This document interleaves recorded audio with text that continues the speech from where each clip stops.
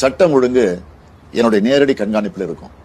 தப்பு செய்யறவங்க யாரா இருந்தாலும், மறுபடியும் சொல்றேன், யாரா இருந்தாலும் பாரபட்சம் இல்லாம நடவடிக்கை எடுப்பேன். பெண்களுக்கு எதிரான குற்றங்கள் இரும்பு கரம் கொண்டு தடுக்கப்படும். தமிழ்நாடு அரசு டாக்டர்கள் சங்க மாநில பொறுப்பாளர் மற்றும் மாவட்ட தலைவர் நேற்றைய தினம் கிண்டி பல்நோக்கு சிறப்பு மருத்துவமனையிலே பாலாஜி என்ற சீனியர் மருத்துவர் நோயாளின் உறவினரால் கொடூரமாக கொலைவெறி தாக்குதல் கத்திக்குத்து ஏற்பட்டு உயிருக்கு போராடி இன்று சிகிச்சை அளிக்கப்பட்டு நலமுடன் இருக்கிறார். இதே போன்று அண்மை காலமாக அரசு மருத்துவர்கள் மீது தமிழகம் முழுவதும் பல்வேறு தாக்குதல், ஏறக்குறைய திருச்சியிலே 2 வாரம் முறை ரவுடி கும்பல் ஒரு டாக்டரை மருத்துவமனை வளாகத்துக்குள்ளே தாக்குதல் நடத்தியது. நேற்றைய தினம் ஸ்டான்லி அரசு மருத்துவமனையில் ஒரு மனநல மருத்துவரை ஒரு நோயாளி தாக்கினார்.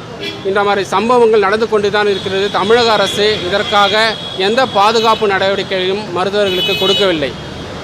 2 மாதங்களுக்கு முன்னே கொல்கத்தாவில் ஆர்ஜிகார் மருத்துவமனையில் நடந்த பெண் மருத்துவர் பாலியல் பலாத்காரத்துக்கு பிறகு சீஃப் செக்ரட்டரி அவர்கள் மருத்துவமனைகளை பாதுகாப்பாக இடமாக அறிவிக்க வேண்டும், மருத்துவர்களுக்கு பாதுகாப்பு கொடுக்க வேண்டும் என்று கூறிய பிறகும் இதுவரை எங்கள் மாவட்ட மருத்துவமனை இந்த மருத்துவமனைக்கு எந்த சிறப்பு பாதுகாப்பும் வழங்கப்படவில்லை. ஆகவே நாங்கள் ஒரு பயத்தோடு நேற்று இன்சிடெண்ட்டுக்கு பிறகு ரொம்ப பயத்தோடு தான் நாங்கள் பணி செய்து கொண்டிருக்கின்றோம். ஆகவே அரசு டாக்டர்கள் சங்கம் இன்று தமிழ்நாடு முழுவதும் இருக்கின்ற அனைத்து மருத்துவக் கல்லூரி மருத்துவமனைகள், தலைமை மருத்துவமனைகள் மற்றும் ஆரம்ப சுகாதாரத்தில் புறநோயாளிகள் புறக்கணிப்பும் மற்றும் எலெக்டிவ் சர்ஜரிஸும் நிறுத்தி வைத்திருக்கின்றோம். இதை தவிர எமர்ஜென்சி சர்வீசஸ், அவசர சிகிச்சை பிரிவுகள், IMCU, பச்சிளங்குழந்தை பிரிவு, பிரசவ வார்டு எல்லாமே சிகிச்சைகள் நடந்து கொண்டு தான் இருக்கின்றன.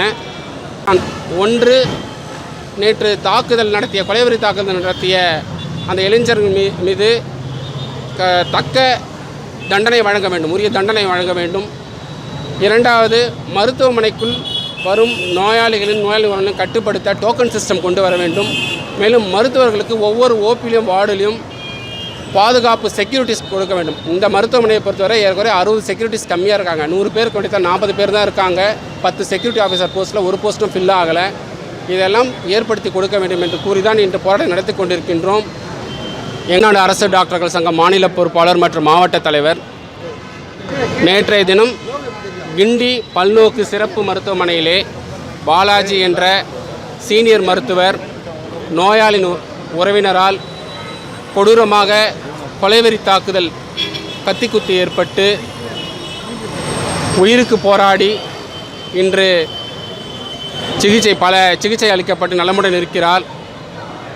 இதே போன்று அண்மை காலமாக அரசு மருத்துவர்கள் மீது தமிழகம் முழுவதும் பல்வேறு தாக்குதல், ஏறக்குறைய திருச்சியிலே 2 வாரம் முறை ரவுடி கும்பல் ஒரு டாக்டரை மருத்துவமனை வளாகத்துக்குள்ளே தாக்குதல் நடத்தியது. நேற்றைய தினம் ஸ்டான்லி அரசு மருத்துவமனையில் ஒரு மனநல மருத்துவரை ஒரு நோயாளி தாக்கினார்.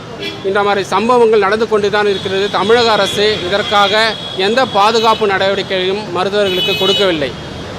2 மாதங்களுக்கு முன்னே கொல்கத்தாவில் ஆர்ஜிகார் மருத்துவமனையில் நடந்த பெண் மருத்துவர் பாலியல் பலாத்காரத்துக்கு பிறகு சீஃப் செக்ரட்டரி அவர்கள் மருத்துவமனைகளை பாதுகாப்பாக இடமாக அறிவிக்க வேண்டும், மருத்துவர்களுக்கு பாதுகாப்பு கொடுக்க வேண்டும் என்று கூறிய பிறகும் இதுவரை எங்கள் மாவட்ட மருத்துவமனை இந்த மருத்துவமனைக்கு எந்த சிறப்பு பாதுகாப்பும் வழங்கப்படவில்லை.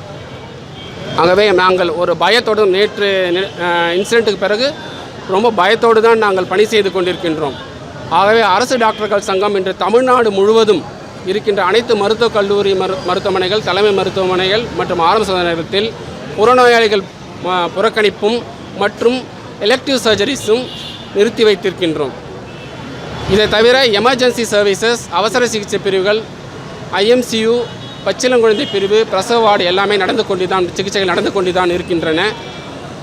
ஒன்று, நேற்று கொலைவெறி தாக்குதல் நடத்திய அந்த இளைஞர் மீது தக்க தண்டனை வழங்க வேண்டும், உரிய தண்டனை வழங்க வேண்டும். 2வது, மருத்துவமனைக்குள் வரும் நோயாளிகளின் கட்டுப்படுத்த டோக்கன் சிஸ்டம் கொண்டு வர வேண்டும்.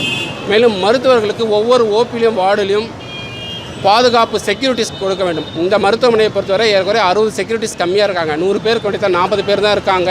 10 செக்யூரிட்டி ஆஃபீஸர் போஸ்ட்டில் ஒரு போஸ்ட்டும் ஃபில் ஆகலை. இதெல்லாம் ஏற்படுத்தி கொடுக்க வேண்டும் என்று கூறிதான் இன்று போராட்டம் நடத்தி கொண்டிருக்கின்றோம். இதுபோன்று முக்கிய நிகழ்வுகள், அரசியல் தகவல்களை ஆழமாகவும் மாறுபட்ட கோணத்திலும் அறிந்து கொள்ள மறக்காமல் உங்கள் IND தமிழ் 24/7 பக்கத்தை பின்பற்றிக் கொள்ளவும். உங்கள் ஒவ்வொரு ஆதரவும் இதுபோன்று பல நிகழ்வுகளின் பின்னணியை அறிய உதவும்.